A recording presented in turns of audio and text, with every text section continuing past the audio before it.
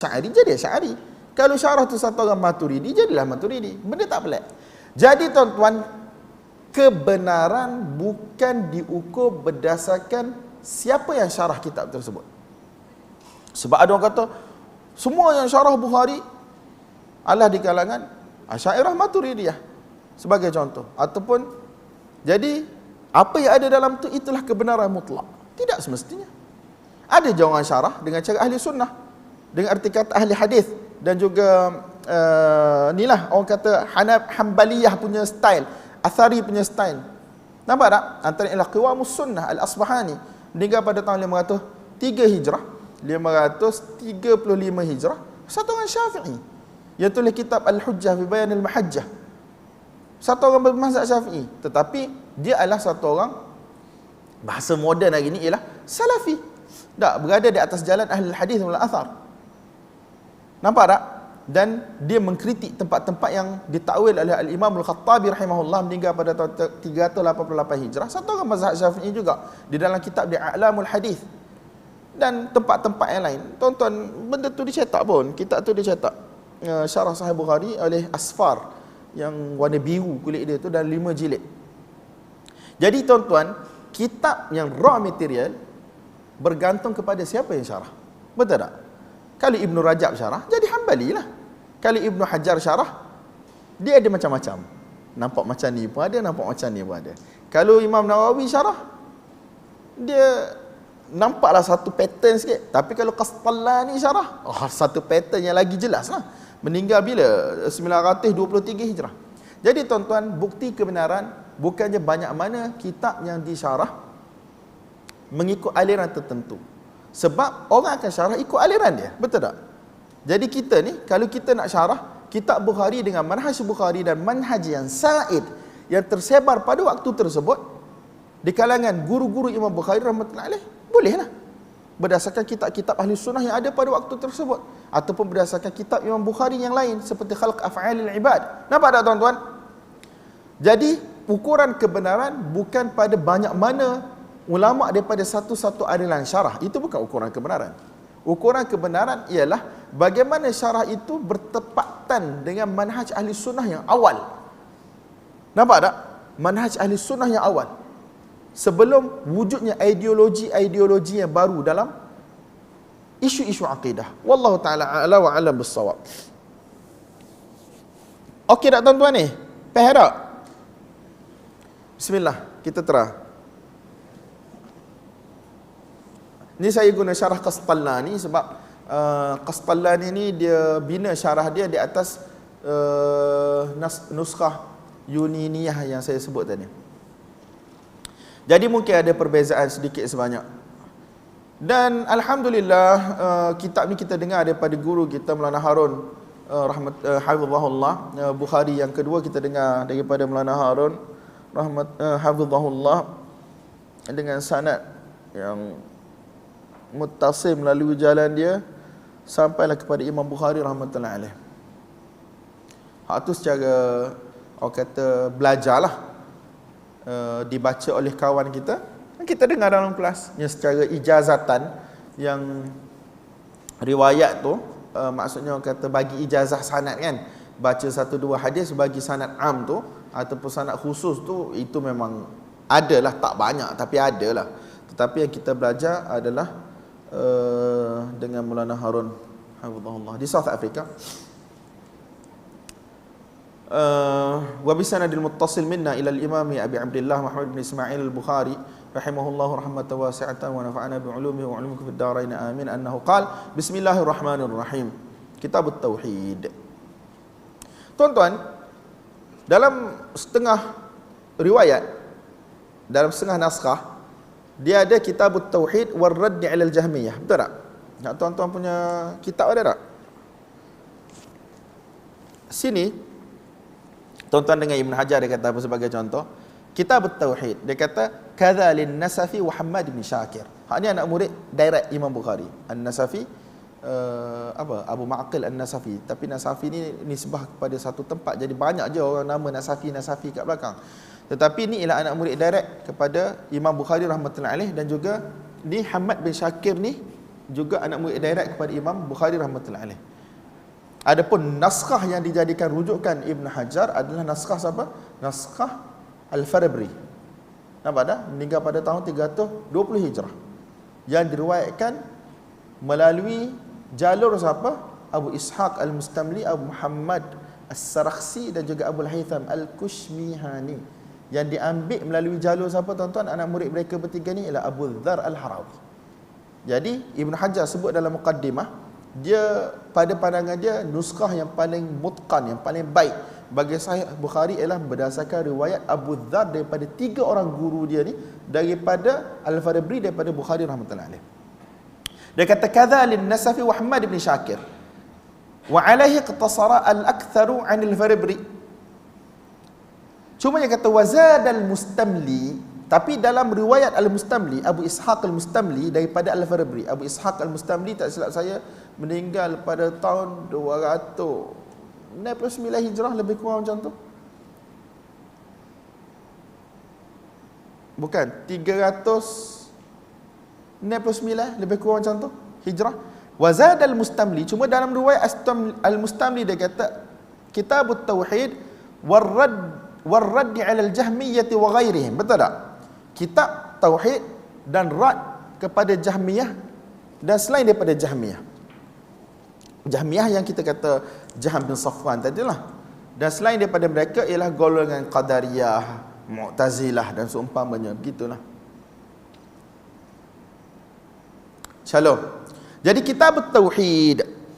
Kitab Tauhid tuan-tuan, perkataan Tauhid ni dia datang daripada kalimah wahada yuwahhidu. Kalau dalam konteks dunia manusia biasa ni, benda yang banyak dijadikan satu. Faham tak? Benda yang banyak dijadikan satu. Contoh kita kata benda yang boleh bergabung lah, macam buku ni kita panggil susun je ni, walaupun dia banyak tapi dia tak adalah kita jadikan dia satu buku. Nampak tak? Tapi kalau macam pasir yang berselerak duduk sana sini, kita datang, kita gabungkan sehingga dia jadi satu timbunan pasir.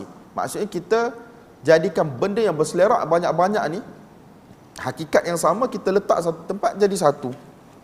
Orang kata cara mudah faham lah, bahasa mudah kita, menjadikan benda yang banyak satu. Itu tauhid dari sudut bahasa lah.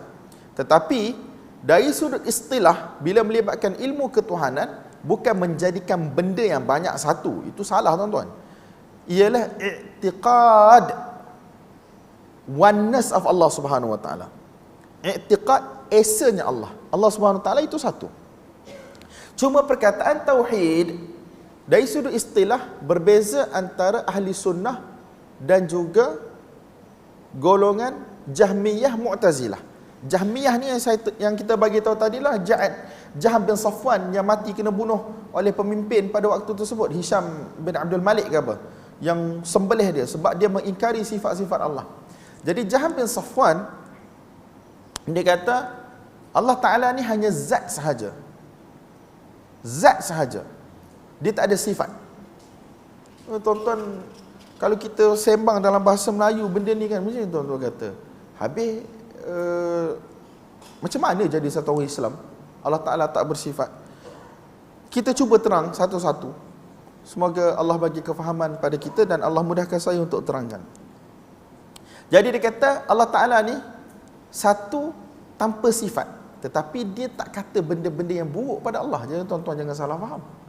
Dia kata Allah tidak ada sifat ilmu, tapi dia tak kata Allah jahil. Ini kita kena faham. Nampak tak? Jadi dia kata kalau kita kata ada sifat bagi Allah, dia jadi macam Kristian lah.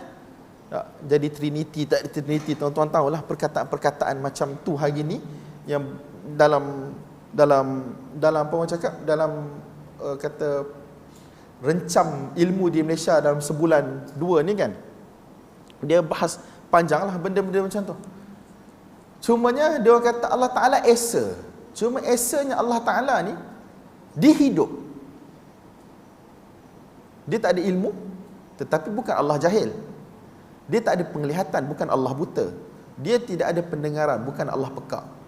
Tapi Allah Ta'ala itulah, dia hidup dengan zatnya tahu dengan zatnya, melihat dengan zatnya, mendengar dengan zatnya. Macam mana? Saya tak tahu. Tuan-tuan, yang paling penting, mereka kata Allah hidup, Allah mendengar, melihat. Nampak tak tuan-tuan? Allah mengetahui. Mu'tazilah pun cakap benda yang sama. Allah mendengar, melihat, mengetahui. Macam mana mereka nak nafikan? Benda ada dalam Quran kot. Habis, Ahli Sunnah berkata Allah mendengar, melihat, mengetahui. Jadi mana sebenarnya perbezaan kita dengan mereka? Mu'tazilah menamakan diri mereka sebagai Ahli Tauhid wal Adl. Nampak tak? Mereka namakan mereka adalah Ahli Tauhid. Tetapi Ahli Tauhid mereka ialah Allah Ta'ala tidak mempunyai sifat. Tetapi tak bermakna mereka cakap Allah Ta'ala ni tidak tahu, jahil. Allah Ta'ala tidak melihat, buta. Allah Ta'ala tidak mendengar, bisu, tidak. Jadi tuan-tuan, isu dia di mana? Di sisi Ahli Sunnah wal Jamaah, Allah Ta'ala tahu dengan ilmu, melihat dengan penglihatan, mendengar dengan pendengaran. Mesti tuan-tuan kata, menatang apa ni? Sebab tu, bahas panjang-panjang ni tak sesuai untuk kita. Sebab kita semua lah orang awam. Tahu tak? Kan ada orang kata, ilmu kalam ni tak sesuai untuk orang awam, tetapi bolehlah untuk para ulama'. Lepas tu dia rasa diri dia ulama', padahal diri dia pun awam. Faham tak? Kalau kita yang bukan bercakap bahasa Arab, bercakap bahasa Melayu, bila dengar mendengar, Allah mendengar, mendengarlah. Tak? Mendengar dengan zatnya, mendengar dengan pendengaran. Mesti kita kata, menatang apa ni? Betul tak?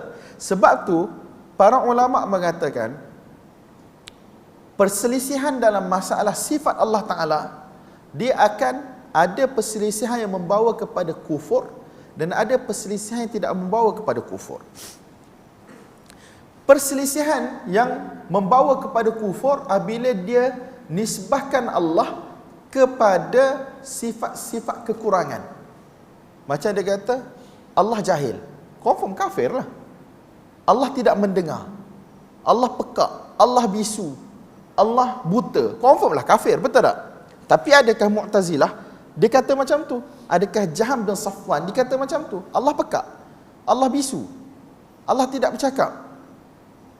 Nampak tak? Jadi tuan-tuan, sebab tu kita kena faham benda ni pada satu titik yang penting, yang saya dan tuan-tuan kalau kita tinggalkan titik ini, kita akan jadi celaru sampai bila-bila dalam memahami isu ni. Okey. Asy'ariyah yang mengikuti Al-Imam Abul Hasan Al-Asy'ari rahmatullahi alaih, dia kata Allah Ta'ala ni dia ada 7 sifat. Bukan ada 7 sifat, dia ada yang kita kata ilmu sifat 20, sifat 13 tu kan. Jadi tuan-tuan kena tahu sifat Allah Ta'ala ni dibahagikan kepada beberapa kategori dulu. Saya kena berjalan slow-slow dengan tuan-tuan. Yang pertama ialah sifat nafsiyah, iaitu wujudnya Allah. Allah Ta'ala wujud. Lagu mana wujud? Kalau kita wujud ni, inilah bila ada ni lah kan, barulah wujud. Allah Ta'ala wujud, tapi kita tak nampak. Dan bagaimana wujudnya Allah? Luar daripada kemampuan kita untuk faham. Yang namakan sebagai sifat nafsiyah. Dan mereka ada dalil lah, dari sudut akalnya dan dari sudut nakal. Nakal ni wahyu. Quran Sunnah ada dalil. Dalam kitab-kitab mereka dia bahaskan. Dan saya rasa tak ada orang yang menisbahkan diri kepada Islam yang berselisih akan sifat ini. Ada ke tak? Tak ada. Mu'tazilah berkata Allah wujud. Ahli hadis berkata Allah wujud. Asy'ariyah berkata Allah wujud. Maturidiyah pun kata Allah wujud. Betul tak? Saya rasa yang masalah ni tak ada masalah secara umumnya. Kemudian isu wujud di luar alam, dalam alam, itu cerita lain dah. Tak, yang kita sekarang kita tahu Allah wujud. Betul tak? Dan wujudnya Allah tak sama dengan wujud makhluk. Wujudnya Allah ialah wujud dhati, yang maksudnya tidak didahului oleh tiada. Kita ni wujud yang mana didahului oleh tiada dan didahului oleh orang lain, dan akan berakhir pun wujud kita. Maksudnya dengan berakhir tu akan mati kemudian dihidupkan semula. Tetapi Allah Ta'ala ialah wujud haqiqi, wajibul wujud, dan dialah Allah SWT yang memang wujud tanpa ada pendahuluan. Bukan dicipta daripada tiada. Dialah Allah. Bagaimana kita nak faham? Kita tak faham. Betul tak? Luar daripada kemampuan kita. Bagaimana huwal awwal wal akhir. Dialah yang permulaan, dialah yang awal tanpa permulaan. Sebab dalam kepala kita tengok tak ada jadi ada. Baru kita boleh faham dia awal. Tapi Allah Ta'ala kita kata dialah yang awal tanpa ada permulaan. Bukan daripada tidak ada kepada ada. Tapi kita boleh faham wujud. Betul tak? Adakah sifat itu ainul mawjud? Adakah sifat wujud tu dia adalah Allah ataupun bukan? Ni ahli kalam dia sukalah ni, dia bahas ni. Dia akan bahas adakah sifat wujud itu ialah Allah ataupun ialah sifat? Tu saya tak tahu nak cakap macam mana. Luar daripada kemampuan saya. Nabi tak pernah cakap, sahabat tak pernah cakap. Tapi ada orang suka sembang. Sifat yang jenis yang kedua dinamakan sebagai sifat salbiyah. Sifat salbiyah ni ialah kita kena nafikan benda-benda yang tak sempurna pada Allah Subhanahu Wa Taala. Dan kita sabitkan kesempurnaan pada Allah. Jadi sifat salbiyah tu yang 5 tu lah. Qidam, baqa, mukhalafatuhu lil hawadith, qiyamuhu binafsih, wahdaniyah. Betul tak? Betul tak? Qidam yang kita terjemah bahasa Melayu kata yang lama. Yang lama ni dia terjemah bahasa Melayu lama, tapi kita tak boleh terjemah lama. Jadi qidam ni yang kita kata yang wujud tanpa permulaan, azali. Dahulu tu pun masa kita tak boleh nak cerita banyak panjang. Jadi kita tak akan mampu faham. Yang wujud tanpa permulaan sejak azali. Kita kata sejak azali. Macam mana sejak azali pun kita tak tahu. Tapi itulah sifat qidam yang menafikan kebaharuannya Allah. Baharu ni benda tak ada kemudian wujud, betul tak? Yang kedua ialah baqa. Baqa ni kekal sampai bila-bila. Dia menafikan fana. Jadi kerana dinafikan fana, baharu, dinamakan sebagai sifat salbiyah, iaitu kita menafikan kekurangan pada Allah SWT melalui 5 sifat ni. Kemudian mukhalafatuhu lil hawadith. Allah Subhanahu Wa Taala tak sama dengan makhluk dia. Laisa kamitslihi syai'. Betul tak? Tidak sama seperti makhluk dia. Makhluk tidak sama dengan dia. Kemudian qiyamuhu binafsihi. Allah SWT senang cerita terjemahan dia tidak berhajat kepada siapa-siapa pun. Nampak tak? Yang kelima ni wahdaniyah. Wahdaniyah ni yang kita selalu terjemah sebagai keesaan Allah Subhanahu Wa Taala. Oneness of Allah. Cuma dalam bab wahdaniyah ni dia bahagi kepada 3. Dari sudut wahdaniyah pada zat, Allah Ta'ala ni satu zat sahaja. Dia bukan 2 zat. Nampak tak? Kemudian dari sudut sifat Allah Ta'ala satu. Allah Ta'ala tidak ada 2 kudrah. Allah Ta'ala tidak ada 2 iradah. Allah Ta'ala tidak ada 2 kudrah. Tidak ada 2 kekuasaan. Tidak ada 2 kehendak. Allah Ta'ala ni hanya ada satu kudrat. Dengan kudrat itulah Allah Subhanahu Wa Ta'ala buat segala benda dia nak buat. Nampak tak? Dan Allah Subhanahu Wa Ta'ala ni ada khilaf. Ada banyak perbuatan ataupun satu perbuatan. Tuan-tuan kalau mengaji kan dalam Jawharatul Tauhid ke apa ni, panggil kam munfasil, kam muttasil. Tuan-tuan mengaji benda ni, jadi saya pun tak nak sebut kam tu. Jadi nak bagi tahu Allah Ta'ala ni Maha Esa, senang cerita dari sudut zat tak sama dengan makhluk. Tidak ada zat yang semisal dengan Allah. Yang kedua, dan Allah Ta'ala itu bukan 2 zat, Allah Ta'ala satu. Kemudian sifat Allah Ta'ala tidak ada sama seperti makhluk, sifat makhluk tak ada sama seperti Allah. Dan Allah Ta'ala sendiri tidak ada 2 sifat. Sifat yang sama ada 2, tidak. Kemudian Allah Ta'ala perbuatannya tidak sama dengan perbuatan makhluk. Nampak tak tuan-tuan? Walaupun dari sudut bahasa menggunakan perkataan yang sama. Digunakan pada makhluk dan digunakan pada Allah Subhanahu Wa Taala. Betul tak? Macam kita kata perkataan Rahim. Allah Ta'ala guna untuk diri dia dan Allah Ta'ala guna untuk Nabi sallallahu alaihi wasallam. Wa kana bil mu'minina raufan rahima. Gitu ayat dia. Wa kana bil mu'minina raufan rahima. Allah Ta'ala guna perkataan Rahim pada diri Nabi sallallahu alaihi wasallam dan Allah guna perkataan Rahim pada diri Allah. Jadi tuan-tuan, walaupun guna perkataan yang sama, tetapi dari sudut maksud tidak sama. Maksudnya dari sudut bagaimana itu tidak sama. Berbeza ilmu Allah Ta'ala dengan berbezanya ilmu Allah dengan ilmu manusia, betul tak? Berbezanya hidup Allah dengan hidup manusia. Berbezanya pendengaran Allah dengan pendengaran manusia. Kita boleh faham benda ni. Faham tak? Itu kategori sifat yang kedua di sisi Asy'ariyah. Yang ketiga dia namakan sebagai sifat ma'ani. Sifat ma'ani ni, ma'ani jamak bagi ma'nan. Ma'nan ni senang kita faham ialah lawan kepada benda yang bersifat tangible, hissi, yang boleh disentuh ataupun boleh dirasai oleh panca indera yang 5. Nampak tak tuan-tuan? Kalau tuan-tuan sebut dia mempunyai kekuatan, tuan-tuan boleh tunjuk pada saya kekuatan tu apa? Kalau Kelantan kata kandak tu berkehendak. Satu orang yang mana dia tak mampu ukur diri dia dengan badan dia, baju dengan badan dia, hidup dia nak macam orang kaya sebagai contoh, tak cakap pun nak macam orang kaya, tapi dia miskin. Jenis kandak tu berkehendak. Tuan-tuan boleh tunjuk pada saya berkehendak tu apa?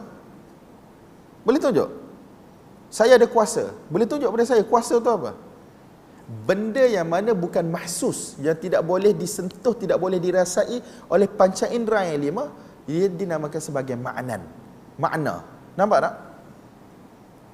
Jadi sini dia start dah balah ni antara Mu'tazilah dengan Asy'ariyah dan juga ahli hadis. Dia start bergaduh. Bergaduh dia di mana tuan-tuan? Kita kena kenal dulu 7 sifat ma'ani tadi. Kita kena bilang dulu. Apa dia? Hayat, kudrah, iradah, ilmu, sama', basar. Tuan-tuan tak pernah menasyid ke dulu zaman sekolah? Kan? Ini ditujuh ni dimaksud sebagai sifat ma'ani. Sifat ma'ani yang 7 ni, kita tak ada masalah tuan-tuan dengan benda ni. Ahli sunnah, Hanabilah, Hanabilah, Athariyah, dia tak ada masalah dengan 7 ni. Jadi dia bermasalah cara 7 ni dibahaskan. Nampak tak? Allah Ta'ala bersifat dengan sifat hidup. Allah Ta'ala bersifat dengan sifat kudrah. Allah berkuasa. Iradah, Allah berkehendak. Sama', dia kata pendengaran. Basar, penglihatan. Dan ilm, iaitu ilmu. Adakah Mu'tazilah dia menafikan benda-benda ni tuan-tuan? Jahmiyah tu kita buang lah sebab dia terlalu ekstrim. Jadi kita turun bawah sikit. Yang Mu'tazilah, adakah mereka menafikan benda ni? Mereka tak nafikan. Mereka tak pernah kata Allah mati pun. Mereka tak pernah kata Allah pekak, tak pernah kata Allah bisu, tak pernah kata Allah buta, tak pernah kata Allah jahil. Ini satu hakikat yang kita kena terima. Betul tak? Tapi di mana perbezaan antara ahli sunnah dengan mereka? Itu satu persoalan. Kita stop situ dulu. Kita pergi kepada kategori yang seterusnya. Yang selepas daripada 13. Kalau tuan-tuan kira tadi dah 13 dah. Dan biasanya Asy'ariyah ni dia 13 aja. Yang dia sebut sifat 20 tu biasanya orang lain, mazhab lain, Maturidi. Dia panggil kaunuhu hayyan. Allah, macam mana nak terjemah kaun ni? Keadaan Allah itu hidup. Kemudian kaunuhu qadiran, keadaan Allah Ta'ala itu berkuasa. Kaunuhu muridan, keadaan Allah itu berkehendak. Kita terjemah berkehendak. Tapi tak apalah, itu tuan-tuan kena mengaji kitab dia orang lah apa maksud murid di sisi mereka, iradah di sisi mereka. Kemudian kaunuhu sami'an, keadaan Allah mendengar. Kaunuhu basiran, keadaan Allah melihat. Kaunuhu aliman, Allah SWT keadaannya melihat. Tengok nak terjemah kaun tu kan, keadaan Allah Subhanahu Wa Taala. Jadi tuan-tuan, apa yang disebut oleh setengah asatizah kita daripada aliran Asy'ariyah, dia kata sesiapa yang menafikan sifat ma'ani yang 7, hayat, kudrah, iradat, sama', basar, ilm, dia tak jadi kafir. Tetapi sesiapa yang menafikan sifat ma'nawiyah, yang kaunuhu hayyan, kaunuhu qadiran, kaunuhu muridan, kaunuhu sami'an, kaunuhu basiran, kaunuhu aliman, dia jadi kafir. Sebab apa? Bila dia menafikan yang ni, dia kata Allah tu mati, dia kata Allah tu buta, dia kata Allah tu pekak, dia kata Allah tu bisu, dan dia kata Allah tu tidak alim, tidak berkehendak, tidak berkuasa. Nampak tak? Hak ni kafir bittifaqil jami'. Betul tak? Jadi isu Mu'tazilah dengan Asy'ariyah dan juga ahli sunnah yang lain, di mana tuan-tuan, pada 7 sifat ini, dia dengan Asy'ariyah pada 7 sifat ni, dari sudut mana isu pergaduhan tu? Hak tu saya nak tanya tuan-tuan ni. Kita kena tahu punca pergaduhan. Bila kita kata Mu'tazilah nafi sifat, nafi sifat, nafi sifat, adakah dia nafi Allah hidup? Tidak. Dia tak pernah kata Allah mati. Adakah dia nafi Allah mendengar? Tak. Dia kata, adakah Mu'tazilah kata Allah pekak? Tidak. Hak tu yang pergi kepada isu tadi. Allah hidup dengan zatnya. Asy'ariyah berkata Allah hidup dengan zatnya lah. Dia kata Allah hidup dengan hayah, kehidupan. Tapi kehidupan itu lagu mana kita tak tahu. Allah Ta'ala mendengar dengan zatnya. Hak ni kata-kata geng-geng Mu'tazilah. Dia tak ada mendengar dengan pendengaran. Asy'ariyah dia kata Allah mendengar dengan pendengaran. Pendengaran tu bukan dia kata dengar dengan telinga, dia kata dengar dengan pendengaran. Hak ni pendengaran ni, tuan-tuan boleh tunjuk tak pada saya pendengaran ni apa? Melihat dengan penglihatan. Yasma'u bisam'in, mendengar dengan pendengaran. Yabsuru bibasarin, melihat dengan penglihatan. Tuan-tuan boleh tunjuk tak pada saya semua benda tu? Tak boleh, betul tak? Sebab dia makna, bukan mahsus, benda yang tangible boleh disentuh dengan panca indera. Tidak. Dia benda makulat, benda yang dipikir. Boleh difahami, tetapi kalau suruh keluarkan, kita tak boleh keluarkan. Nampak tak tuan-tuan? So, isu dia di mana? Isu dia ialah golongan yang mensabitkan sifat yang 7 ini pada Allah Subhanahu Wa Taala. Mereka kata ini adalah sifat yang mana qaimatun bizzat, yang berdiri pada zat. Tuan-tuan, kalau kita terjemah Melayu, qaimatun ni berdiri. Maksudnya macam mana berdiri tu? Yang tu yang Mu'tazilah tak nak. Dia kata dia ada macam benda menempel.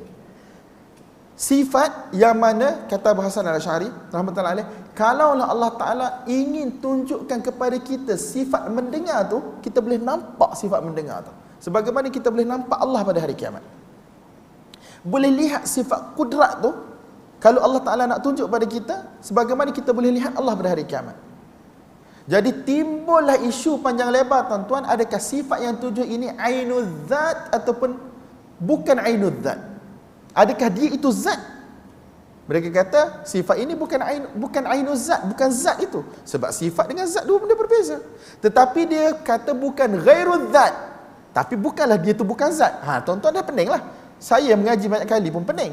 Sebab benda ni luar kemampuan kita, betul tak? Yang kita dituntut dalam Quran untuk tahu Allah hidup, Allah mendengar, Allah melihat, Allah bercakap, Allah apa lagi? Berkuasa, Allah berkehendak, betul tak? Itu yang kita belajar dalam Quran, dalam sunnah. Tetapi start dia jadi, dia kata, Asy'ariyah kata, dan kita pun kata, Allah Ta'ala mengetahui dengan ilmu, iaitu sifatun qaimatun bizzat. Mu'tazilah dia tak nak. Dia kata bila sebut ada sifat yang berdiri dengan zat, dia macam bertempel lah. Hatta dia kata nak jadi macam Trinity lah, apa macam Kristian tu. Hatta sebahagian daripada mereka tak bagi sebut Allah Ta'ala ada 99 nama. Sebab dia kata nanti kamu akan sembah 99 Tuhan. Faham tak? Kalau kita dalam sudut manusia biasa kita ni tuan-tuan, nama saya Hanafi lah, tetapi batang tubuh saya satu. Tetapi saya ada nama lain. Kunyah saya Abu Abdurrahman. Saya ada gelaran saya Nasai. Adakah sekarang dah ada 3 zat depan mata tuan-tuan?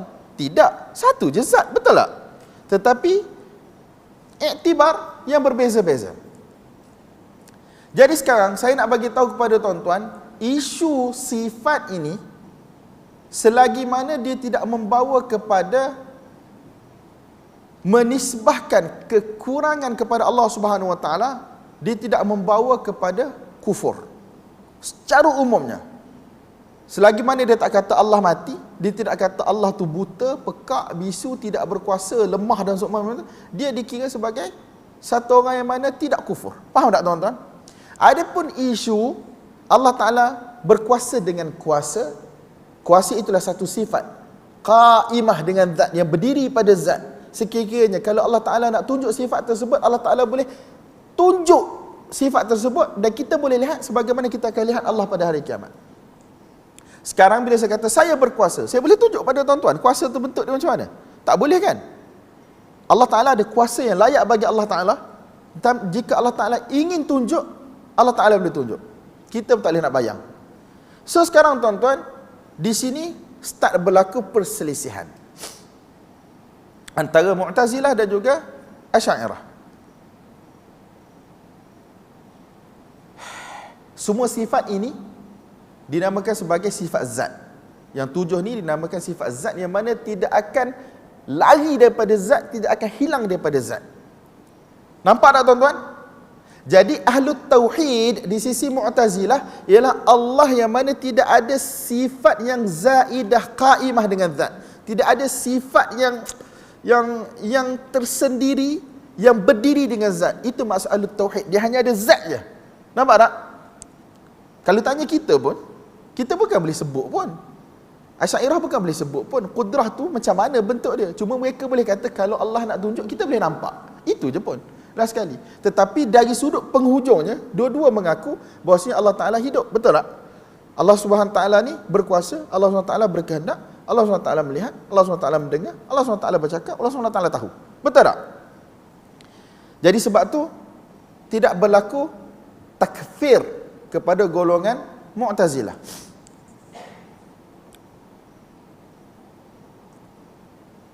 Cumanya Asy'ariyah dia mensabitkan 7 sifat ini. Dia mari pergaduhan di antara ahli hadis dan juga Asy'ariyah dalam masalah sifat-sifat yang lain yang dinamakan sebagai af'al ikhtiyariyah. Perbuatan Allah Ta'ala berdasarkan kehendak Allah Ta'ala. Oh, hak ni hak duk bergaduh selama ni tuan-tuan. Kita dalam bahasa Melayu, Allah menghidup, Allah mematikan. Benda tu macam biasa tak? Orang tabligh selalu bayan. Allah Maha berkuasa, Allah menghidup, Allah mematikan, Allah bagi rezeki. Betul tak? Allah mentadbir. Sebab kita dah terbiasa dengan benda tu. Tapi kalau kita masuk dalam perbahasan akidah, ahli kalam, benda ni adalah tempat yang sangat-sangat genting perselisihan dia. Isu dia apa tuan-tuan? Mazhab Asy'ariyah, dia kata ini adalah af'al, perbuatan. Jadi bila perbuatan, saya nak cerita pada tuan-tuan, dia punya proses pergaduhan. Walaupun di hujungnya, semua sepakat Allah menghidup, Allah mematikan, Allah bagi rezeki, Allah mentadbir. Betul tak? Tetapi proses pergaduhan dia, supaya kita tahu last sekali kita nak bergaduh banyak mana. Dia kata Allah menghidup, Allah mematikan, ini adalah sifat fa'il, perbuatan. Jadi bila kata perbuatan, adakah Allah Subhanahu Wa Ta'ala dia mematikan, kemudian direhat lah, guna bahasa mudah kita, direhat sehinggalah datang orang lain yang patut mati pada waktu Allah tentukan tu, Allah matikan. Bukanlah Allah matikan sendiri, Allah wakilkan malaikat maut untuk cabut nyawa, betul tak? Jadi adakah perintah Allah SWT kepada malaikat maut tu sekaligus, ataupun perintah itu berulang-ulang? Tuan-tuan faham tak ni? Allah bercakap. Adakah Allah Ta'ala bercakap, kemudian tak bercakap, kemudian bercakap, kemudian tak bercakap, kemudian bercakap, kemudian tak bercakap? Ini persoalan yang dibahaskan. Kalaulah Allah Ta'ala buat sesuatu bila masa Allah nak buat, bila tak nak buat, Allah tak buat, kemudian buat bila nak buat, tak buat. Dia kata ini ialah benda yang mana baru, sebab tak buat, kemudian buat, tak buat, kemudian buat, tak buat, kemudian buat. Betul tak? Jadi inilah sifat makhluk, berubah-ubah. Jadi bila berubah-berubah begitu, kita tak boleh kata inilah sifat Allah. Nampak tak? Kita tak boleh kata dia sifat Allah. Menghidupkan, tak boleh kata dia sifat Allah. Mematikan, tak boleh kata dia sifat Allah. Sebab dia ni af'al hadithah. Pada pandangan mereka ni benda yang baru dibuat. Bila benda tu baru, jadi makhluk lah. Allah Ta'ala ni zat yang qadimah, yang azali. Tiba-tiba boleh berlaku perbuatan yang baru pada zat yang lama. Jadi benda yang boleh menerima benda baru, dia pun jadi barulah. Dia bahas. Tuan-tuan, sampai kita macam pelik kan. Dalam masalah ini berpisah antara Asy'ariyah dan juga Maturidiyah. Maturidiyah dia kata semua benda ni yang melibatkan perbuatan Allah ni dikembalikan kepada satu sifat qadimah yang dinamakan sebagai sifat takwin. Dia kembalikan kepada sifat yang lama, yang azaliyah, yang qadimah, yang qaimah bidzat, dinamakan sebagai sifat takwin. Takwin ni ialah mencipta. Kalau kita terjemah macam kun fayakun, betul tak? Allah Ta'ala kata kun, jadi. Jadi dalam itulah termasuknya menghidupkan, termasuk mematikan, termasuk memberi rezeki, termasuk. Nampak tak tuan-tuan? Tetapi Asy'ariyah dia tak ada sifat takwin ni. Dia kembalikan sifat-sifat ini kepada kudrah dan juga iradah. Dia kembalikan sifat-sifat ini kepada kudrah dan iradah. Jadi mereka akan takwil berdasarkan sifat kudrah dan juga sifat iradah. Saya nampak macam okey lah, tak ada masalah sangat. Tetapi dia okey satu tempat, dia tak berapa nak okey pada tempat yang lain. Macam mana tuan-tuan? Benda yang mana bersifat menghidup, mematikan, memberi rezeki, mentadbir, mengurus, benda kita tak nampak bentuk, form. Tuan-tuan faham tak apa yang saya cuba sampaikan? Dia mengurus kerajaan. Apa yang tuan-tuan nampak mengurus kerajaan? Boleh bagi tahu tak mengurus kerajaan tu apa? Dia satu makna yang kita boleh faham. Dia mentadbir kerajaan. Tetapi sebenarnya termasuk dalam pentadbiran tu ialah dia kena berjalan, dia kena menulis, dia kena belik, dia kena membaca kalau manusia biasa, betul tak? Jadi Allah Subhanahu Wa Taala ni confirm lah perbuatan dia tak sama dengan perbuatan makhluk. Jadi Allah mentadbir 7 petala langit, 7 petala bumi. Adakah pentadbiran Allah sama dengan pentadbiran makhluk? Tidak. Allah Ta'ala kena buat mesyuarat ke apa. Tak. Benda tu kita boleh faham. Nampak tak? Kita boleh faham dan kita boleh terima gitu. Allah mentadbir. Allah mematikan. Ada tak orang yang pernah tanya bagaimana Allah mematikan? Yang kita tahu Allah wakilkan malaikat maut untuk cabut nyawa. Betul tak? Allah memberi rezeki. Bagaimana Allah bagi rezeki? Kalau kita memberi rezeki, maksudnya memberi sesuatu, kita ambil, bawa dengan tangan kita, bawa pada dia. Ataupun kalau kita post, kita akan bawa pergi pejabat pos. Adakah Allah Ta'ala buat macam tu? Tidak. Allah Ta'ala memberi rezeki. Yarzuqu man yasha'. Allah SWT bagi rezeki pada dia sesiapa yang dikehendaki. Jadi makna-makna ini, mematikan, menghidupkan, mengurus, mentadbir, memberi rezeki, ialah satu benda yang mana kita boleh faham dan kita tak cakap panjang pun tak ada masalah. Walaupun Asy'ariyah dikembalikan kepada kudrah, kembalikan kepada iradah, Maturidiyah dikembalikan kepada sifat takwin, kita tak nampak dia besar sangat. Dia datang satu lagi af'al ikhtiyariyah. Okey, adalah satu lagi af'al ikhtiyariyah, yang satu lagi yang mana dalam manusia benda ini dinamakan sebagai infialat, iaitu perubahan kerana orang kata emosi dan sebab. Kita nak sebut macam mana infialat ni, macam marah, sayang, cinta. Ni benda bersifat infial, benda yang kata perubahan dalaman diri manusia, betul tak? Bila kita kata marah, menggelegak darah. Kita tahu orang tu marah. Kesan dia tu kita nampak, merahnya muka dia, mata dia. Tapi berubah dalaman dia, betul tak? Sayang pun sama. Tak, sayang ni satu benda kita tak boleh nak ucap, tuan-tuan. Betul tak? Macam mana? Tapi orang tahu orang ni sayang. Melalui kesan dia, orang tahu dia ni sayang. Satu perasaan berubah dalam hati kita, dalam diri kita. Ini dinamakan sebagai infialat, iaitu perubahan yang berlaku dalam diri manusia yang melibatkan emosi dan seumpamanya. Yang ni tuan-tuan, orang yang mana berada pada aliran salaf, mereka tidak takwil. Mereka kata layak marah dengan marah yang layak bagi Allah Ta'ala. Nampak tak?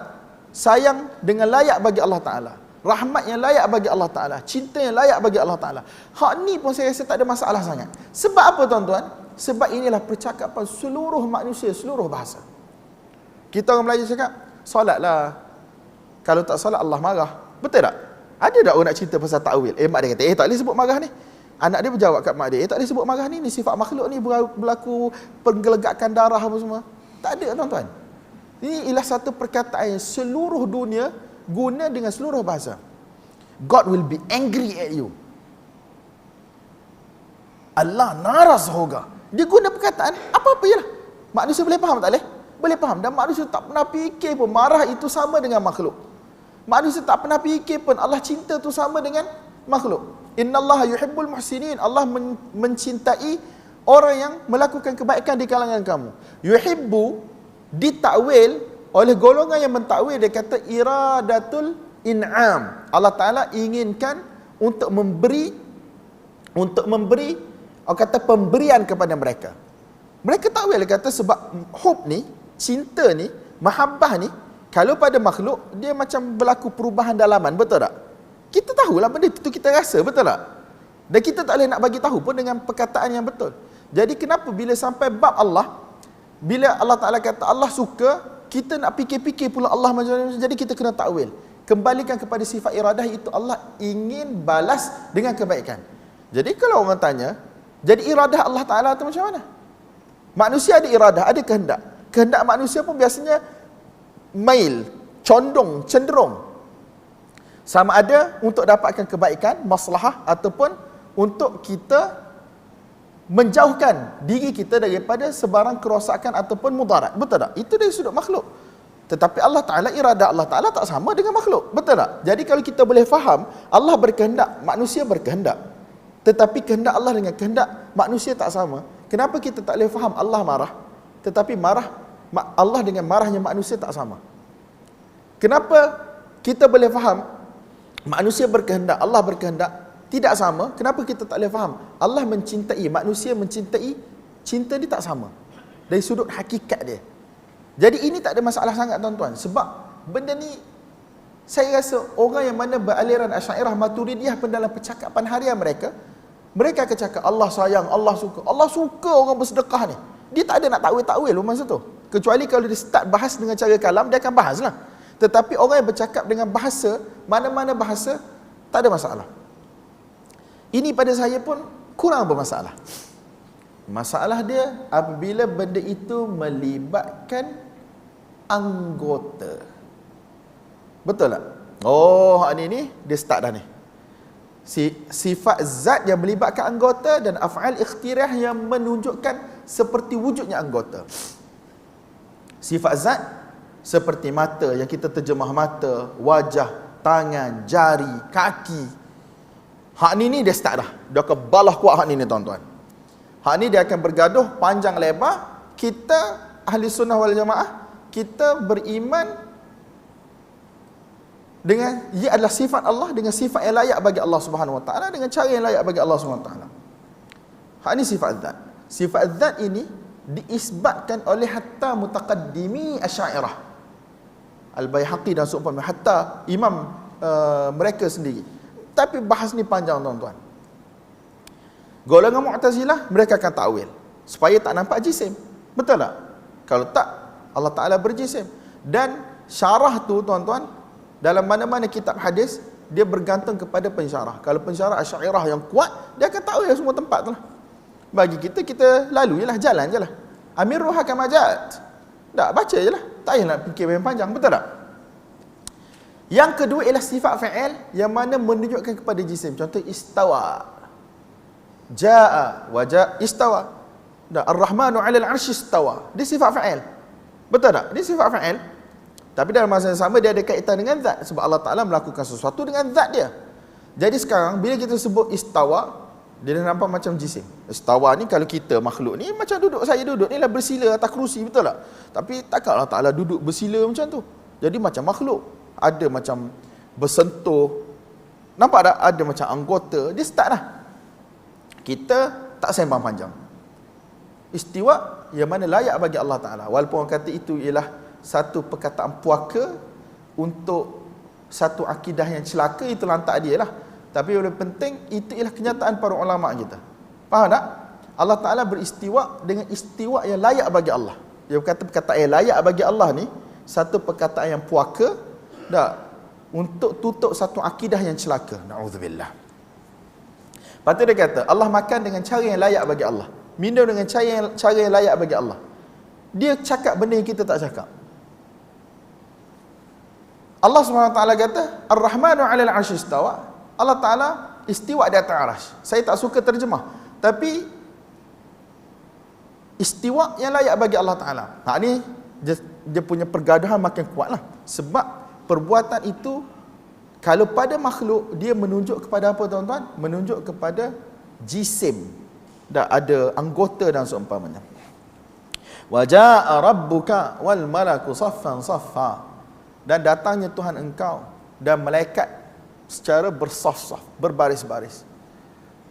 Nampak tak? Jadi, bagaimana Allah datang? Yanzilullahu tabaraka wa ta'ala. Allah Ta'ala turun. Lagu mana? Hak tu luar daripada kemampuan kita. Kita tidak akan bincang, kita tidak akan bahas, kita hanya beriman dan kita taslim.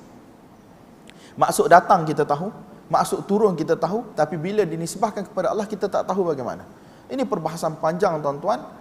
Hatta dalam aliran orang kata ahli hadis, Hanabilah, Athariyah sendiri pun ada dua aliran dalam isu ni, dalam masalah tafwid, menyerahkan makna sifat ni. Ada yang kata makna sifat kita kena isbat, iaitu kita kena yanzil, turun-turunlah. Dalam bahasa Arab ada makna lain ke tuan-tuan? Turun daripada tempat tinggi ke tempat yang rendah. Tetapi kita tak cakap macam tu lah pada Allah. Allah Ta'ala kata turun, kita kata turun. Macam mana? Wallahu alam. Allah Ta'ala turun, arasy kosong tak kosong tu benda kita tak bercakap. Faham tak? Itu maksud para ulama. Amirruha kama ja'at. Hadis kata gitu-gitulah. Cuma kita kena i'tiqad sucinya Allah daripada menyerupai makhluk. Faham tak? Tanpa tasybih, tanpa kita menyamakan dengan makhluk. Tapi dalam masa yang sama kita tak nak ta'til. Kita tidak mahu mengkosongkan Allah daripada sifat nuzul yang Allah sabitkan kepada dirinya. Sifat istiwa yang Allah sabitkan pada dirinya. Jadi tuan-tuan, kesimpulan yang saya nak buat, pergaduhan yang berlaku di kalangan Mu'tazilah, Asy'ariyah, Maturidiyah dan juga ahli hadis wal athar, itu dia punya orang kata sejarah dan poin-poin dalam masalah sifat Allah Ta'ala ni. Tuan-tuan ingat kan? Ustaz Hadi Akmal kata lepas habis satu sesi dia ada soalan. Jadi tuan-tuan ingat saya nak tanya soalan apa pada tuan-tuan, sebab dia ada hadiah. Jadi kalau tuan-tuan boleh jawab, ahlan wa sahlan, terima hadiah. Kalau tak boleh jawab, dia kata tanya soalan payah-payah sebab hadiah buku tebal. Saya nak tanya soalan apa ni, dia tinggal setengah jam lagi ni. Jadi kesimpulan yang saya nak bagi tahu bahawasanya tauhid ialah satu istilah. Mu'tazilah ada istilah dia, Ahli Sunnah ada istilah dia. Faham tak? Mu'tazilah dari sudut tauhid, Allah Esa, dia tak kata ada dua Tuhan. Tetapi dia kata Allah hidup dengan zatnya, mengetahui dengan zatnya, bukan mengetahui dengan ilmu. Lepas tu, ini yang Jahmiyah kemudian dia turun. Mu'tazilah dia longgar sikit daripada Jahmiyah. Kemudian Mu'tazilah tak kata Allah ada sifat-sifat kekurangan. Dia tak kata gitu. Betul tak? Dia tak kata Allah jahil, dia tak kata Allah mati, dia tak kata Allah pekak, bisu, tak bercakap. Dia Allah lemah, dia tak cakap gitu. Cuma mereka kata tidak ada sifat yang mana qaimah bizzat. Tidak ada sifat yang mana berdiri dengan zat. Kita terjemah qaimah berdiri dengan zat. Macam mana berdiri itu kita tak tahu. Nampak tak tuan-tuan? So, apa yang berlaku? Sebab mereka masih lagi mensifatkan Allah dengan sifat kesempurnaan, mereka tidak dikafirkan oleh ulama ahli sunnah. Mu'tazilah. Cumanya Asy'ariyah, dia sabitkan sifat-sifat yang saya bagi tahu tadi, yang 13 ataupun 20. Nampak tak? Cuma perbahasan antara, kalau kita nak berbaik, kita kata keluarga besar ahli sunnah, perbahasan di kalangan Asy'ariyah, Maturidiyah dan juga Hanabilah, Athariyah ni, pada isu yang selain daripada 7 sifat tadi, yang sifat ma'ani tadi. secara umumnya apabila melibatkan sifat zat yang menunjukkan benda tu macam Allah ni berjisim, sama macam makhluk. Wajah, mata, tangan, jari, kaki, benda-benda macam itulah. Dan satu lagi ialah sifat perbuatan yang menunjukkan makhluk. Seperti bergerak ni, duduk, bergerak. Nampak tak tuan-tuan? Hak ni tempat yang mana selalu diperselisihkan. Adapun isu sifat yang pada manusia ialah infialat, perubahan dalaman seperti marah, sayang, suka, apa semua tu, tak ada masalah sangat. Dan satu lagi, sifat yang menghidup, mematikan, memberi rezeki, itu tak ada masalah sangat. Nampak tak tuan-tuan? Pusing-pusing pun still kita akan kata Allah menghidup, Allah mematikan, Allah mentadbir, Allah mengurus. Betul tak? Tetapi kalau yang bab yang sifat zat dan juga sifat perbuatan yang macam menunjuk, yang dipanggil seolah-olah itu ialah sifat makhluk, mereka akan kata ini bukan sifat Allah, makna dia sekian. Berlakulah takwil. Dan salaf qatibatan, keseluruhan mereka secara umumnya mereka mengharamkan takwil. Mereka tak benarkan takwil. Mereka tak benar takwil istawa kepada istaula, dan mereka tak benarlah takwil benda-benda yang lain. Adapun tempat-tempat yang mana secara zahirnya nampak salaf takwil, dia tidak lari daripada beberapa kemungkinan. Yang pertama, dari sudut sanad tak sah kepada orang yang dikatakan dia takwil.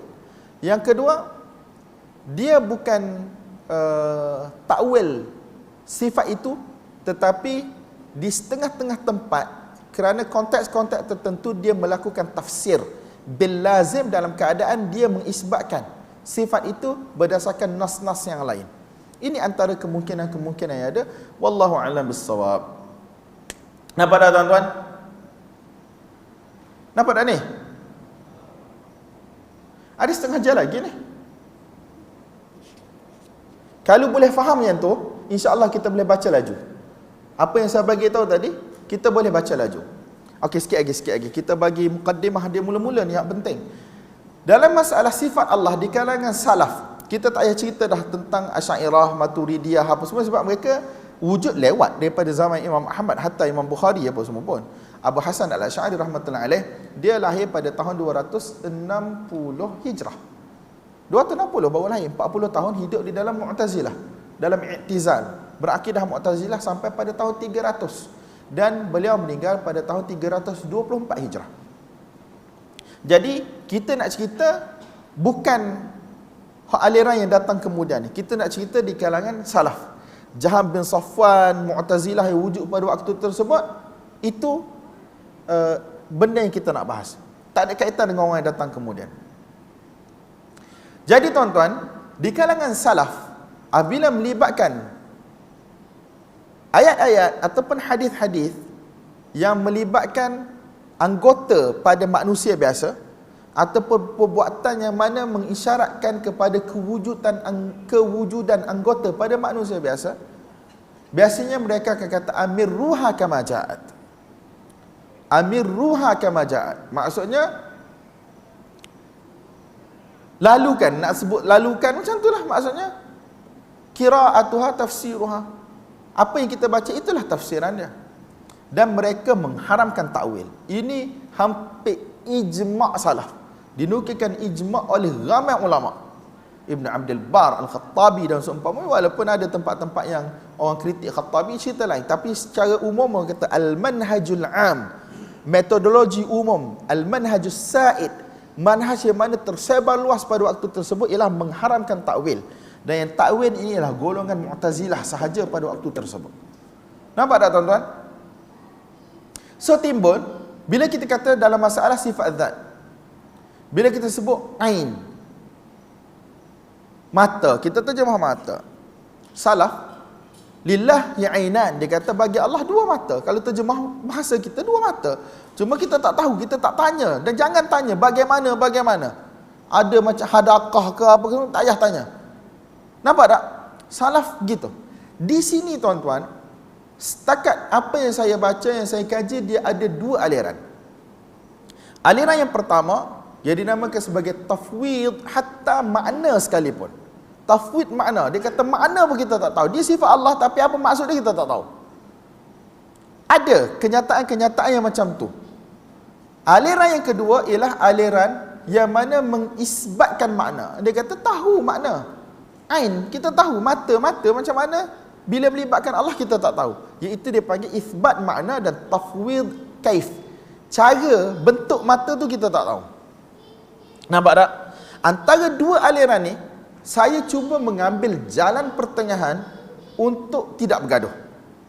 Walaupun kecenderungan saya ialah pada isbat. Kecenderungan saya ialah pada isbat. Cumanya kita bagi tahu siap-siap, laisa kamitslihi syai'. Allah Subhanahu wa taala tidak ada satu makhluk pun yang serupa dengan Allah Taala. Dan kita tak nak bercakap panjang dalam masalah ni. Betul tak tuan-tuan? Itulah yang saya boleh bagi tahu. Cumanya akan berlaku pergaduhan di antara Asy'ariyah Maturidiyah dan golongan yang menisbat. Golongan yang isbat ni yang memberi makna ni, dia akan berlaku pergaduhan yang sangat besar. Sampailah hari ni, sebab atas dasar itulah golongan salaf ini dituduh sebagai musyabbihah dan juga mujassimah. Orang yang mana menyerupakan Allah dengan makhluk ataupun orang yang mengatakan Allah Ta'ala itu berjisim. Sebab apa tuan-tuan? Kalaulah salaf mereka mentafwid makna, iaitu mereka menyerahkan makna. Dia kata kita tak tahu. Bila Nabi SAW bercakap yanzilullahu tabaraka wa ta'ala, nuzul kita tak tahu apa maksud. Nabi cakap tapi kita tak tahu apa maksud. Tidak akan berlaku pertentangan di antara Mu'tazilah, Jahmiyah dan juga Ahli Sunnah. Faham tak? Wa ja'a rabbuka wal malaku saffan saffa. Allah Ta'ala datang, malaikat datang. Kalaulah kita perkataan ja'a tu kita tak tahu makna, kita tak boleh kata datang. Kerana datang itu berpindah daripada satu tempat ke satu tempat. Nampak tak? Itulah sifat makhluk. Jadi, kalaulah salaf tidak memberi makna ja'a itu sebagai datang, atau ityan, bergerak, datang, nescaya Mu'tazilah, Jahmiyah, dia tidak akan kata salaf sebagai musyabbihah. Betul tak? Sebab dua-dua beriman, ini ialah ayat Quran. Betul tak? Hadisun nuzul mutawatir. Jadi, kalaulah salaf tidak memberi makna, ataupun salaf memahami dengan keluasan bahasa Arab, majaznya, isti'arahnya, hapanya, tidak perlu berlaku pergaduhan antara Mu'tazilah, Jahmiyah dan juga salaf. Tetapi apabila mereka menuduh ahli sunnah sebagai musyabbihah, mujassimah, itu bermakna mereka tuduh kerana ulama-ulama memaknakan perkataan tersebut, mengisbatkan makna tersebut, ia sebagai sifat. Nampak tak tuan-tuan? Cuma mereka kata kami tak tahu bagaimana. Jangan tanya kami. Kalau tanya istawa Hanafi 'alal kursi, boleh nampaklah cara saya duduk. Tapi bila melibatkan Allah Ta'ala, kita tak tahu, cakap tak tahu sudahlah. Was-su'alu anhu bid'ah. Kalau kita tanya bagaimana, hak tu jadi bid'ah. Tapi hari ni orang nak tanya. Orang tanya-tanya, kalau Allah Ta'ala turun, duduk langit mana? Langit ketujuh ke langit dunia? Kemudian arash kosong ke tak? Tempat lain 1/3 malam tempat kita, tempat lain siang. Dia start tanya-tanya. Salah tak bagi tanya?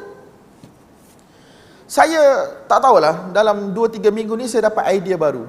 Kenapa imam-imam sunnah macam Imam Ahmad dan seumpamanya, dia kalah berdebat? Ini idea saya lah, yang mungkin tuan-tuan boleh terima tak terima dan boleh dibincangkan. Kenapa kalah berdebat? Sebab salaf mereka berpegang keras dengan prinsip mereka untuk tidak bercakap pasal Allah pada benda yang tidak disebut oleh wahyu.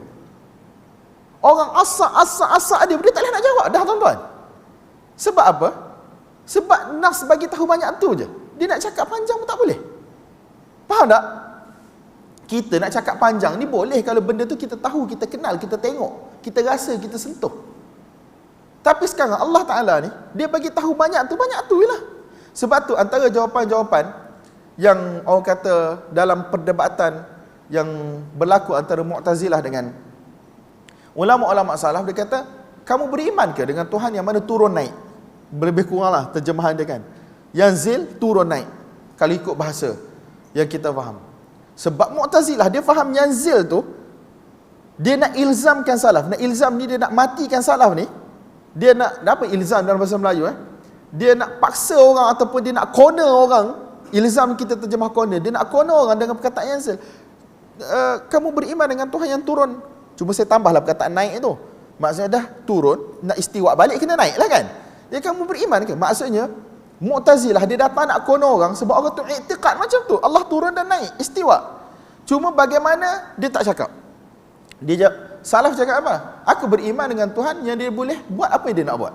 Pas dia. Fa'alun lima yurid. Allah Ta'ala boleh buat apa dia nak. Bagaimana la yus'al amma yaf'al. Wahum yus'alun. Allah Ta'ala tidak ditanya apa yang Allah buat. Manusia pada ditanya kenapa kamu buat macam ni.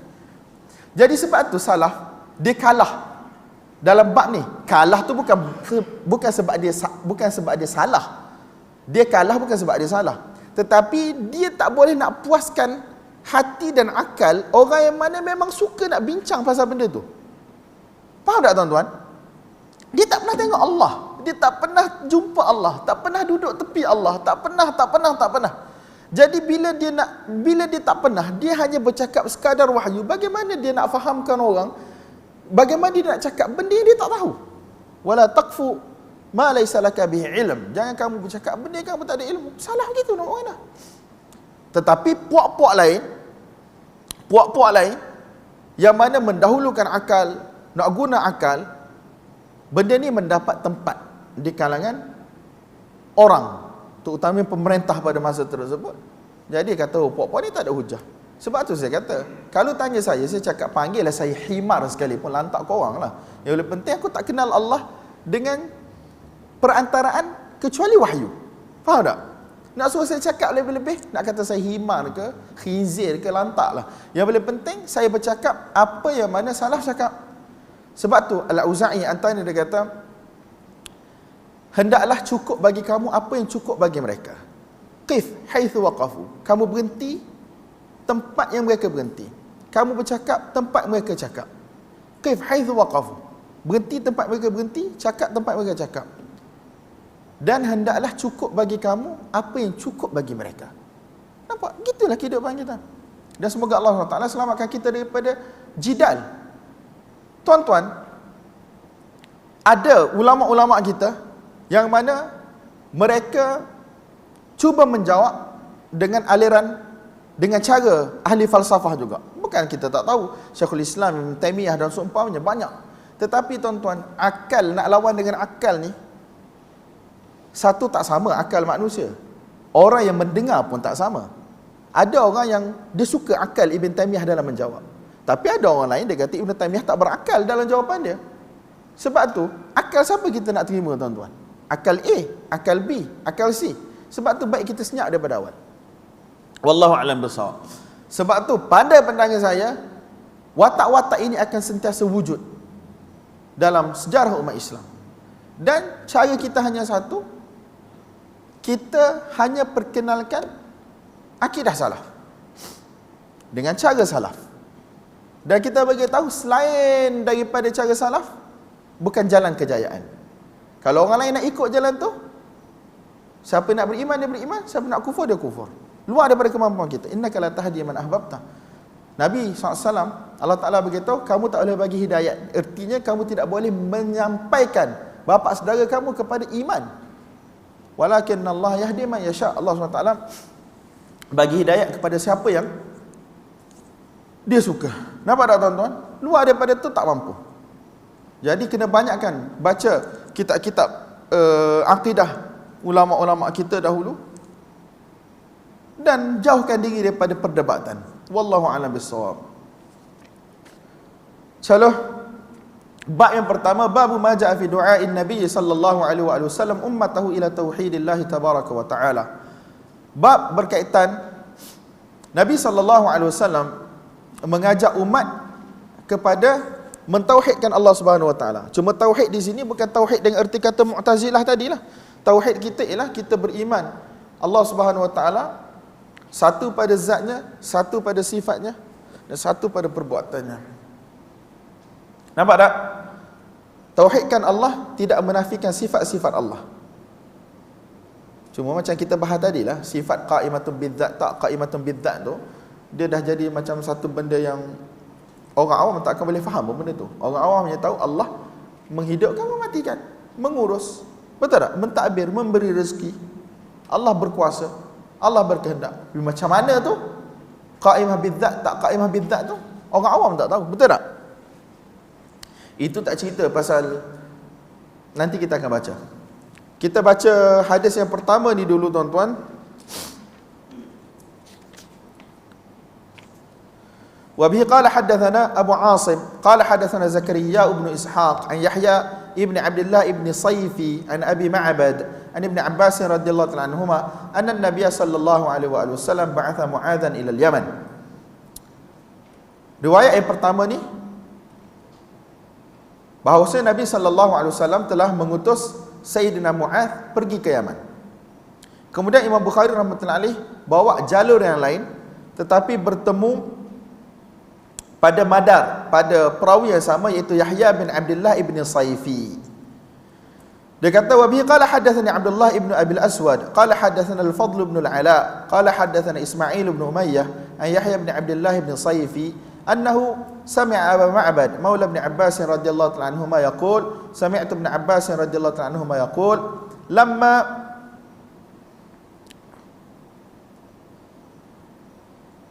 بعث النبي صلى الله عليه وآله وسلم معاذا نحو اليمن قال له إنك تقدم على قوم من أهل الكتاب فليكن أول ما تدعوهم إلى أن يوحدوا الله تعالى فإذا عرفوا ذلك فأخبرهم أن الله فرض عليهم 5 صلوات في يومهم وليلتهم فإذا صلوا فأخبرهم أن الله افترض عليهم زكاة أموالهم تؤخذ من غنيهم فترد على فقيرهم فإذا أقروا بذلك فخذ منهم وتوقع كرائم أموال الناس.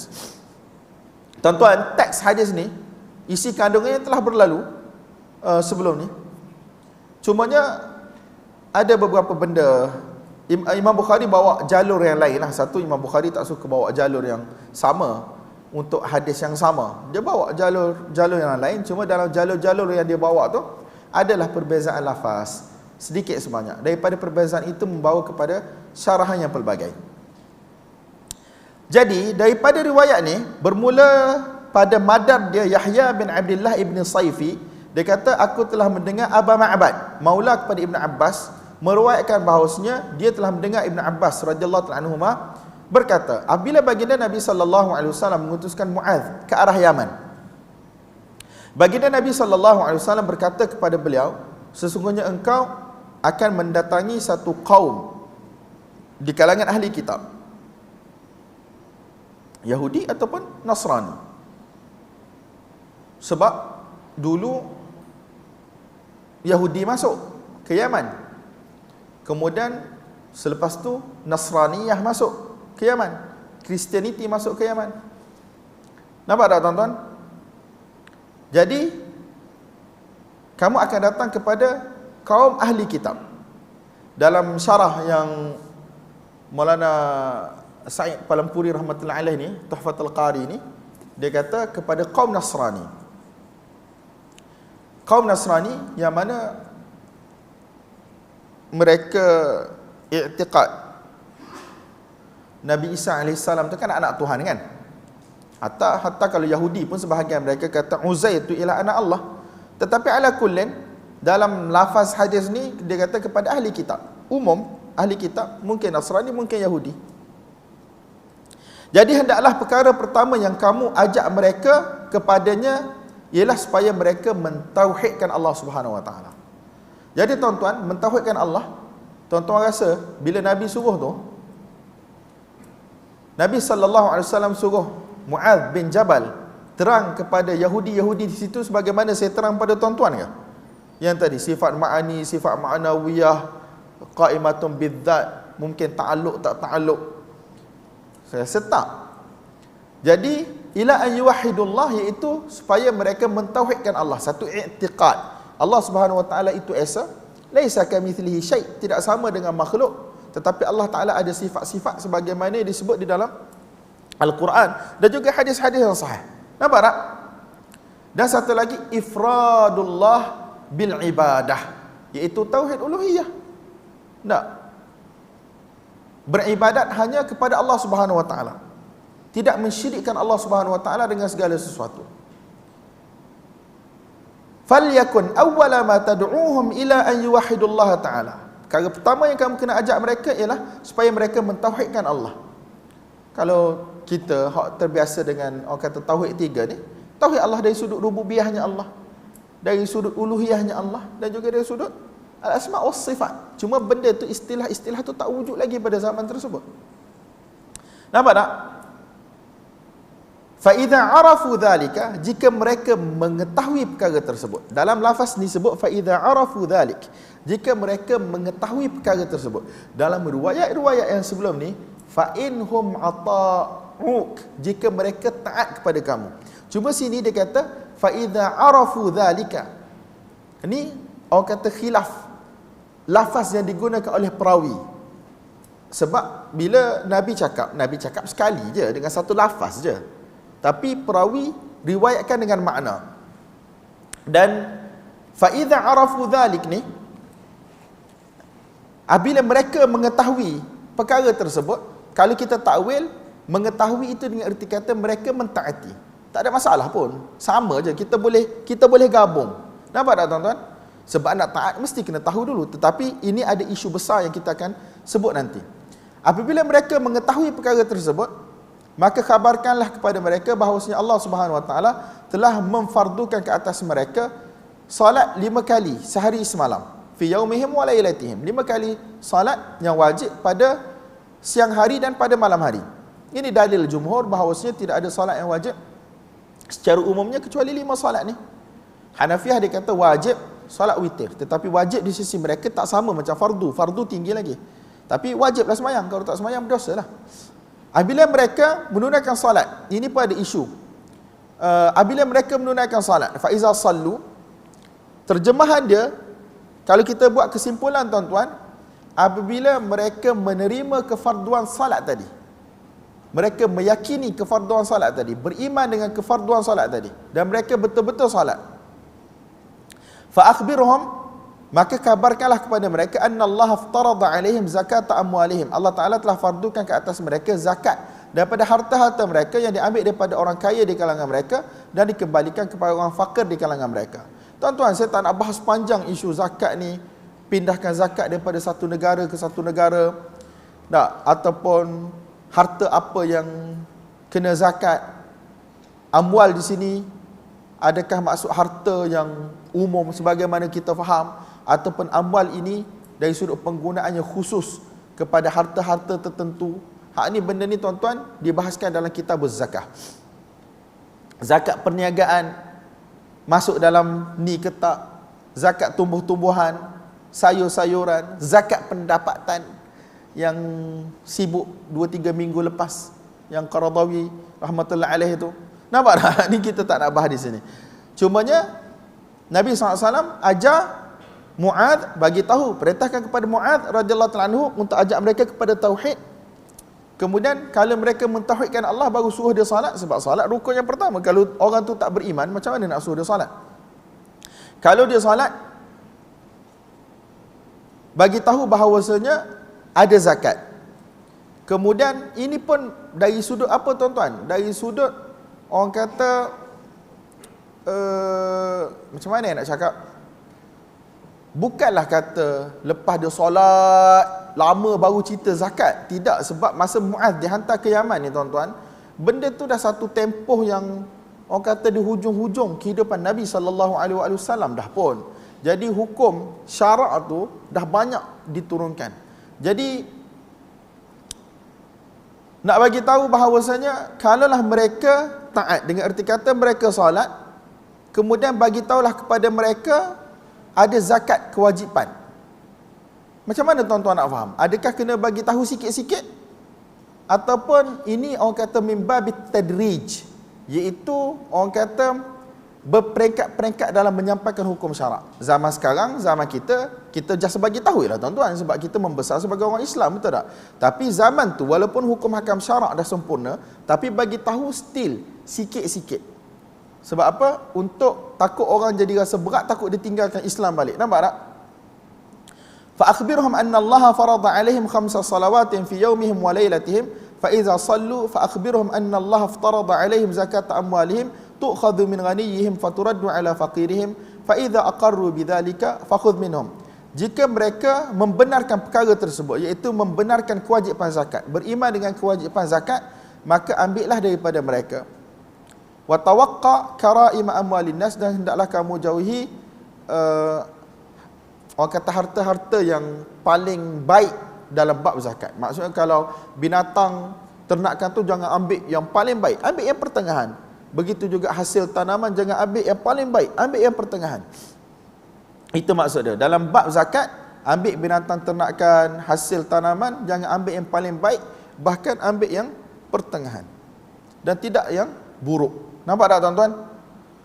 So saya pun tak nak bahas panjang berkaitan dengan benda ni, cuma yang maksudnya isu-isu pasal solat ke apa semua tu saya tak nak bahas, sebab hadis-hadis ni dia telah berlalu sebelum ni. Dan di sini ialah kitab tauhid ni.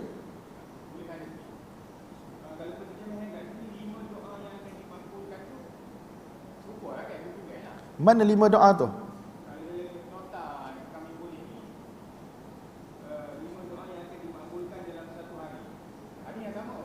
Khamsu salawatin. Tak, bukan 5 doa. Dia salat tu memanglah dari sudut bahasa dia doa kan, tapi ni salawat syar'iyah. Salat dari sudut syarak yang ni. Bukan mesti dia Google tu. Khamsu salawatin. Masalahnya kita ada terjemahan Sahih Bukhari yang ni kan, tapi dia tak dijual lagi. Yang Jabatan Perdana Menteri itu.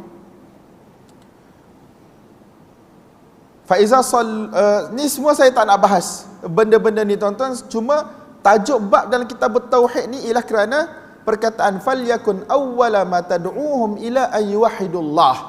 Hendaklah mengajak mereka kepada mentauhidkan Allah Subhanahu wa taala. Betul tak tuan-tuan? Sekarang saya nak tutup yang syarah Qastallani. Saya nak buka syarah Ibn Hajar. Dan saya nak dia pukul 12.30 kena berhenti hari ni semua Jumaat kan?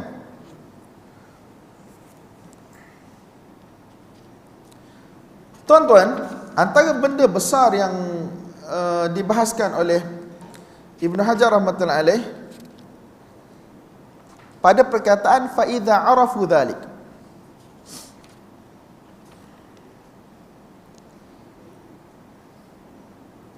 Dia bawa satu isu yang besar melibatkan apakah perkara yang pertama wajib apabila melibatkan akidah.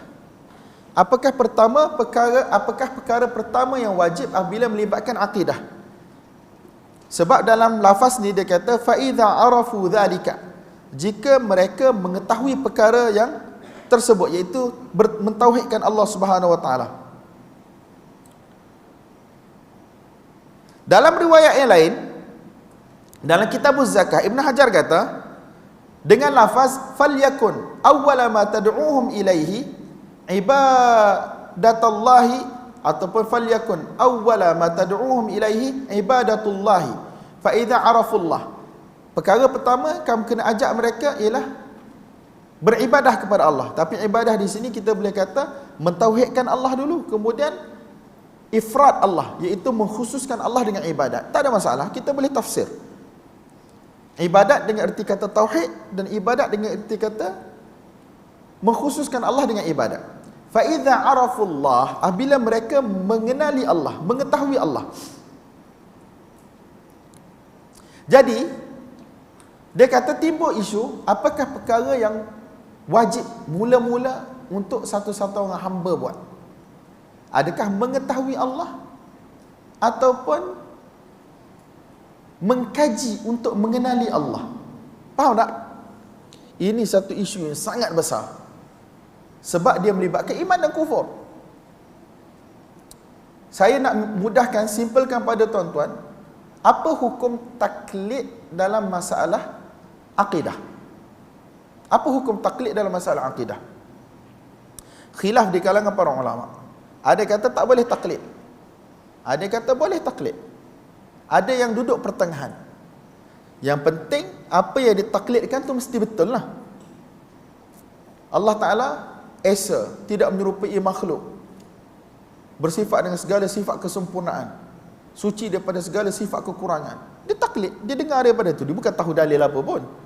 Terutamanya orang yang mana membesar di kalangan masyarakat Islam, betul tak? Apa hukum dia?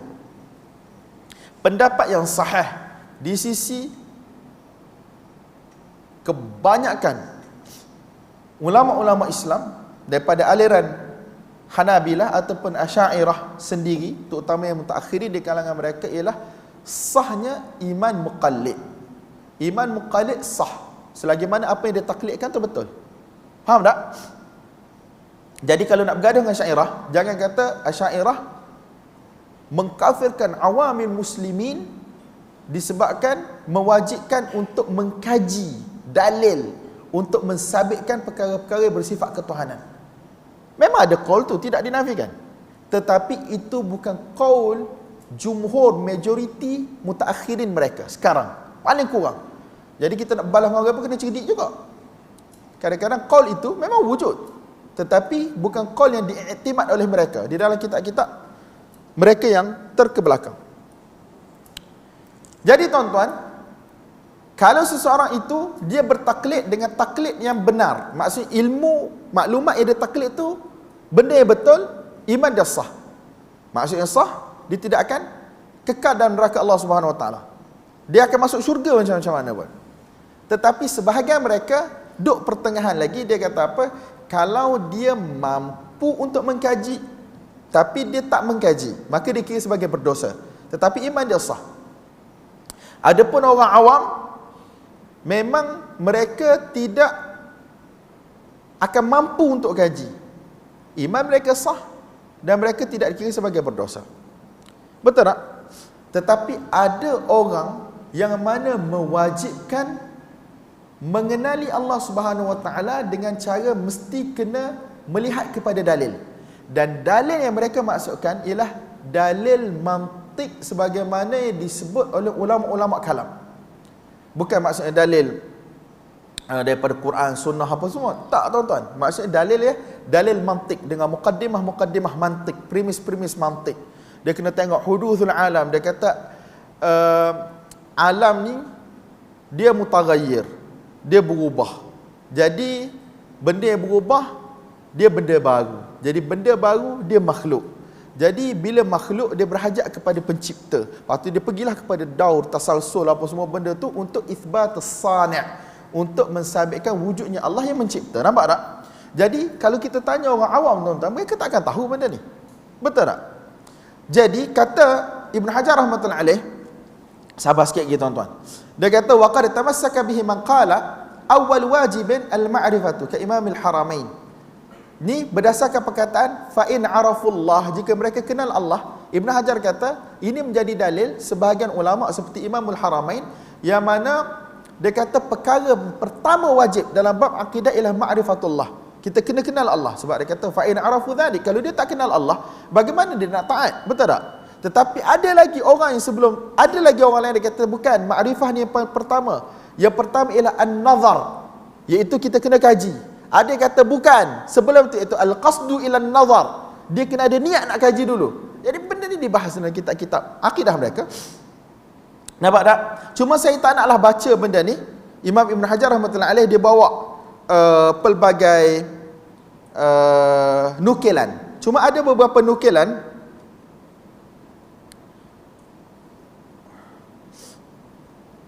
dia kata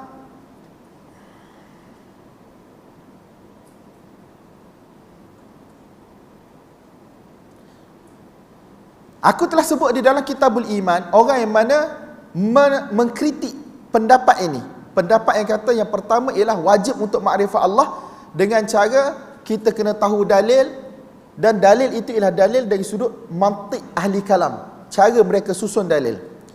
Dia kata orang yang mana telah mengkritik benda tu, dah aku sebut dah dalam Kitabul Iman, syarah Kitabul Iman sebelum ni, mereka berpegang dengan firman Allah Subhanahu Wa Taala, fitratallah allati fataran nas 'alaiha. Beriman dengan Tuhan yang satu, Tuhan yang esa adalah fitrah Allah Subhanahu Wa Taala, cipta dalam hati manusia. Semua kemudian lepas tu fa'abawahu, kedua ibu bapa mereka, yuhawwidani au yunassirani au yumajjisani. Mak ayah mereka yang jadikan mereka Yahudi ataupun Nasrani ataupun Majusi, betul tak? Dalam ayat Quran Allah Taala sebut wa id akhadha rabbuka min bani adam min zuhurihim dzurriyyatahum wa asyhadahum ala anfusihim alastu bi rabbikum qalu bala. Ketika mana Allah Taala tanya di alam arwah, adakah aku ni Tuhan kamu? Mereka kata betul, kamu adalah Tuhan kami. Jadi memang benda ni fitrah yang Allah SWT telah letak di dalam jiwa setiap manusia. Kullu mauludin yuladu 'alal fitrah. Walaupun ulama berselisih pendapat tentang tafsiran fitrah, tetapi pendapat yang kuatnya ialah fitrah tauhid lah. Nampak tak? Adanya Tuhan yang satu, beriman dengan Tuhan yang satu. Dia kata fa inna zahiral ayati wal hadith anna al ma'rifah hasilatun bi asli al fitrah. Dia kata berdasarkan ayat Quran dan hadis-hadis yang kita baca ini, dia kata ma'rifah, kenal Allah itu terhasil dengan fitrah yang memang Allah Taala dah letak. Cuma fitrah itu kalau tidak dijaga, tu yang jadi Yahudi, tu yang jadi Nasrani, tu yang dia jadi Majusi tu. Tetapi kalau budak itu lahir dalam fitrah, mak ayah dia besarkan dia dalam fitrah, maka dia memang dah kenal Allah Subhanahu Wa Taala. Nampak tak tuan-tuan?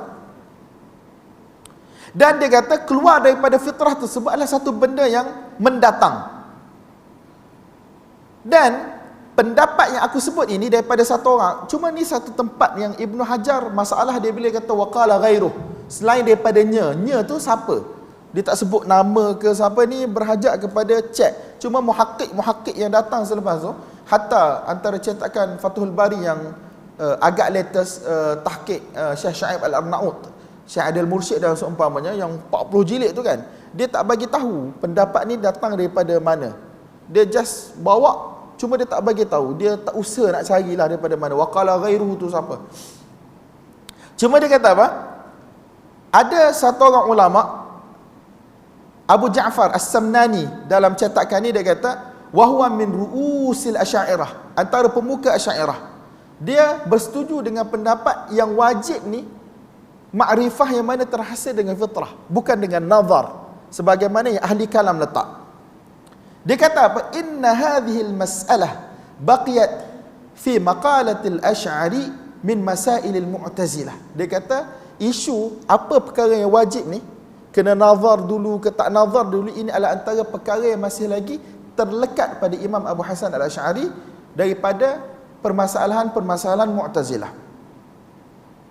Wa tafarra' 'alaiha, jadi disebabkan oleh itu datangnya ashab, terutamanya Imamul Haramain Al-Juwaini yang disebut sebagai pengasas mazhab Asy'ari yang kedua lah, orang kata maksudnya pengasas kedua bagi mazhab Asy'ari. Dia kata wa tafarra' 'alaiha anna al-wajib 'ala kulli ahad, benda yang terhasil daripada kenyataan ini menjadi kewajipan ke atas setiap seorang ma'rifatullah bil adillati dallati alaih. Dia kena kenal Allah Subhanahu Wa Taala dengan dalil-dalil yang menunjukkan kepada keesaan, kewujudan Allah Subhanahu Wa Taala. Wa annahu la yakfi at-taqlid fi dhalik, dan sesungguhnya tidak cukup bertaklid dalam masalah ni. Nampak tak? Ini antara yang berlaku.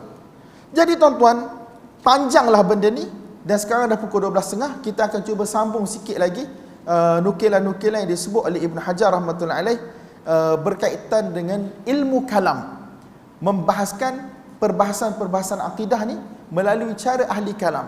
Apa orang kata kemuskilan-kemuskilan yang akan timbul kepada masyarakat, terutamanya orang awam macam kita, apabila kita disibukkan dengan perkara-perkara macam ni. Wallahu ta'ala ala wa alam bissawab. Semoga Allah SWT bagi taufik pada saya dan tuan-tuan untuk ambil iktibar dan untuk faham dan sampaikan. Wa sallallahu wasallam wa barak ala sayyidina maulana Muhammad wa ala alihi wa sahbihi ajma'in walhamdulillahi rabbil alamin. Wassalamualaikum warahmatullahi wabarakatuh.